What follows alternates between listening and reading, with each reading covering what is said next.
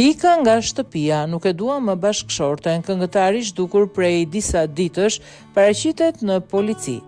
Një ngjarje pazakont ka ndodhur në Prizren, ku këngëtari Vllaznim Krasniqi është denoncuar i zhdukur nga bashkëshortja e tij pasi nuk ishte kthyer në shtëpi për disa ditë. Ai kishte udhëtuar në 6 prill në një lokal nate në Top Liçan të Suarekës për të kënduar dhe pasi nuk u kthye më, bashkëshortja e tij lajmëroi në polici në 9 prill duke deklaruar se nuk kishte më asnjë kontakt me të dhe se ai kishte ikur pa lënë gjurmë. Ajo përshkroi pamjen e tij dhe veshjen që kishte pasur dhe tatuazhin në trupin e tij. Pavarësisht denoncimit, këngëtari u paraqit vetë në stacionin policor të Prizrenit, duke sqaruar se ishte larguar me dëshirën e tij dhe se nuk dëshironte më të jetonte me bashkëshorten për shkak të problemeve që thot se kishte me të.